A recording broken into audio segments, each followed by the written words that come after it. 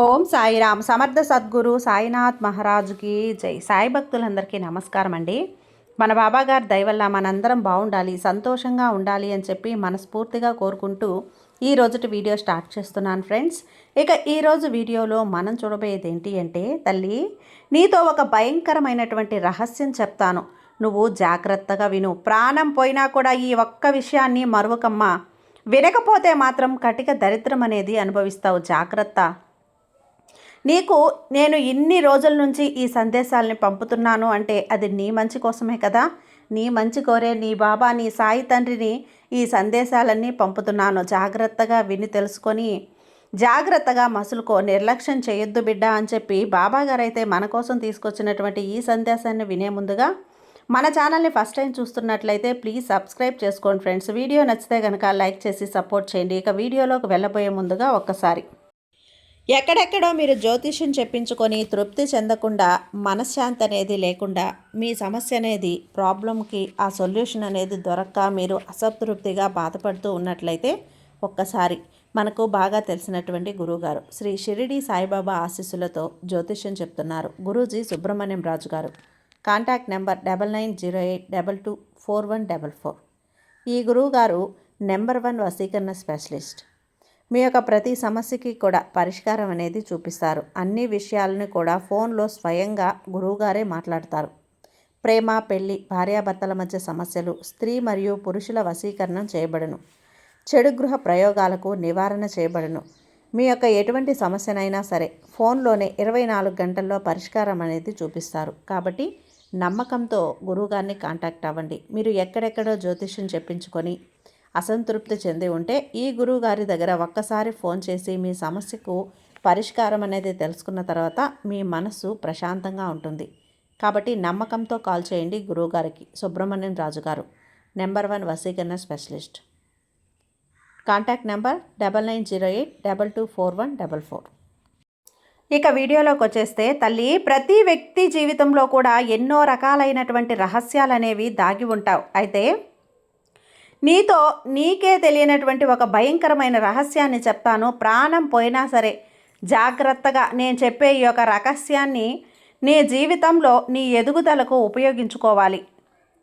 ఇలా కాకుండా నువ్వు మరే విధంగా గనక ఉపయోగించావు అంటే మాత్రం కటిక దరిద్రం అనేది అనుభవించాల్సి వస్తుంది.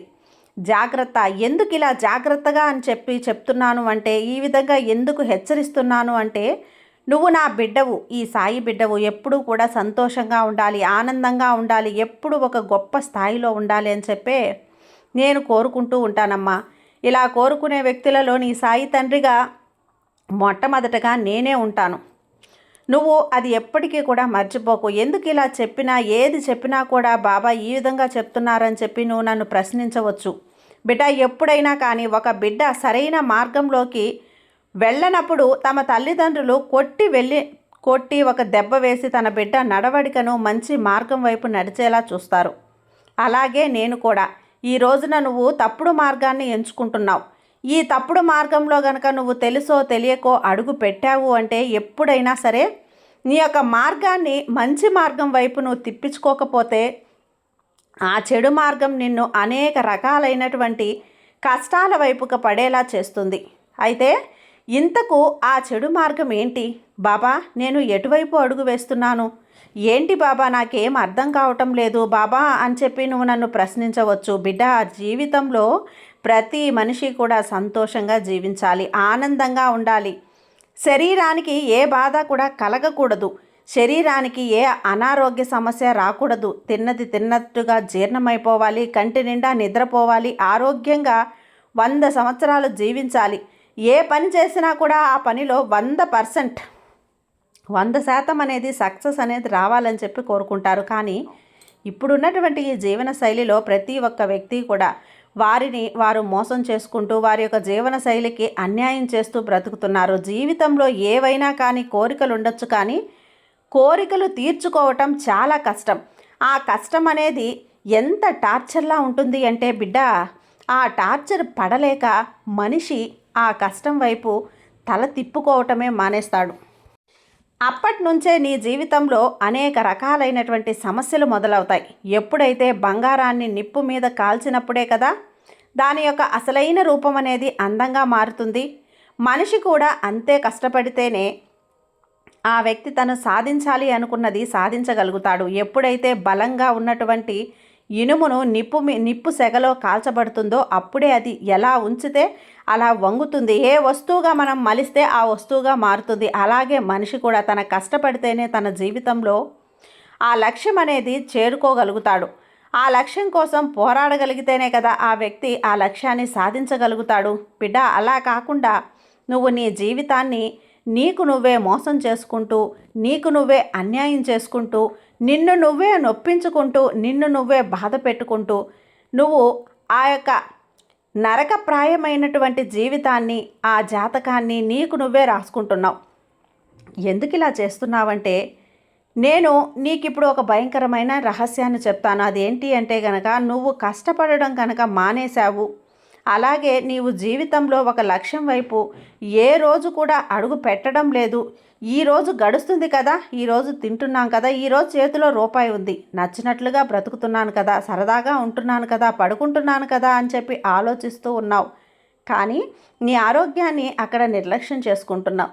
ఏదైతే తినకూడని పదార్థాలు ఉంటున్నాయో వాటిని నువ్వు తింటున్నావు, తాగుతున్నావు.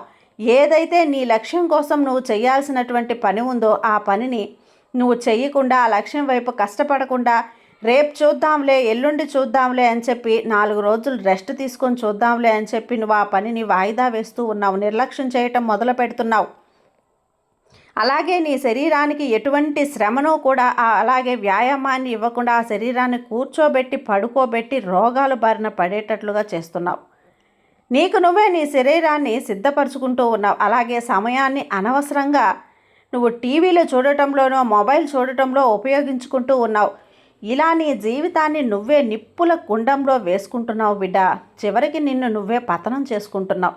ఇలా పతనం చేసుకుంటున్నావు అని చెప్పి నీకు నువ్వే తెలుసుకునేటువంటి రోజు ఆ రహస్యంలో పడిపోతున్నావు. కాబట్టే ఇంత కటిక దరిద్రాన్ని అనుభవిస్తూ ఉన్నావు బిడ్డ. ఎప్పుడైనా సరే మనిషి కష్టపడి ఫలితాన్ని ఇవ్వమని భగవంతుణ్ణి అడగాలి.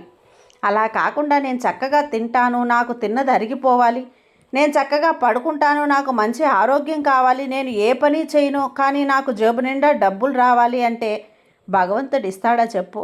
నువ్వు కష్టపడినంత వరకు కూడా కష్టపడి ఆ కష్టానికి తగిన ప్రతిఫలాన్ని ఇవ్వమంటే భగవంతుడు ఇస్తాడే తప్ప, నువ్వు కూర్చుని తింటూ తిన్నదరక్క రోగాలు తెచ్చుకుంటూ శరీరాన్ని శ్రమ పెట్టుకోకుండా నొప్పులతో బాధపడుతూ నీ శరీరాన్ని నీవు మొయ్యడానికే కష్టతరంగా ఉన్నంత బరువుగా మార్చుకుంటూ ఉంటే, నీకంటూ ఒక లక్ష్యం లేకుండా నీ శరీరపు బరువుతోటి అలసటతోటి నిన్ను నువ్వు టార్చర్ చేసుకుంటూ ఎక్కడికక్కడ డబ్బులు చేతిలో లేక అప్పులు చేసుకుంటూ జీవితాన్ని దరిద్రం వైపు నెట్టుకుంటున్నావు. ఇప్పుడైనా నువ్వు మేలుకో. నువ్వు చక్కగా సరైన ఆహారాన్ని తీసుకో, తిను, చక్కగా టైంకి పడుకో. ప్రతిరోజు కూడా నీకున్నటువంటి విలువైన సమయాన్ని లక్ష్యం కోసం, అంటే నీ యొక్క పట్టుదల సాధించడం కోసం నువ్వు ఆ లక్ష్యం ఎంతవరకు కష్టపడగలుగుతావో అంతవరకు కూడా కష్టపడాలి అని చెప్పి ఒక టార్గెట్ పెట్టుకొని పేపర్ మీద రాసుకోమ్మా. దానికి తగినట్లుగా నువ్వు పని చెయ్యి.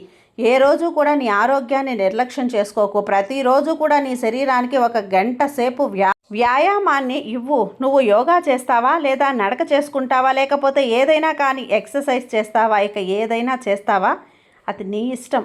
కానీ ఖచ్చితంగా నీ శరీరానికి చెమటలు పట్టి తీరాల్సిందే. అంటే కంటి నిండా 8 గంటలు నిద్రపోవాల్సిందే. ఈ విధంగా ఉంటేనే నువ్వు అనుకున్నది అనుకున్నట్లుగా నీ జీవితంలో జరుగుతుంది. లేకపోతే ఇటు డబ్బు ఉండదు, ఇటు ఆనందం ఉండదు, ఇటు మనశ్శాంతి ఉండదు, ఇటు ఆరోగ్యము ఉండదు. నలుగురిలో కీర్తి ప్రతిష్టలు ఉండవు, నలుగురిలో పరువు కూడా పోగొట్టుకుంటావు. అప్పుడు బ్రతికి ఉన్న చచ్చిన శవంతోటి సమానం అవుతుంది. నీ జీవితం ఒక్కసారి ఆలోచించుకో. ఎందుకు ఇలా నేను నీతో చెప్తున్నాను అన్నది నీకే అర్థమవుతుంది. ఇది కేవలం నీ మంచి కోసం మాత్రమే చెప్తున్నానని చెప్పి నువ్వు తెలుసుకో బిడ్డ. నీ బాబా మీద నమ్మకంతో ఉండు, నీకు అంతా మంచి జరుగుతుంది. నీ సాయి తండ్రి నీకు ఏది చేసినా నీ మంచి కోసమే కదా. ధైర్యంగా ఉండు తల్లి. సర్వే జన సుఖినో భవంతు. జై సాయిరామ్.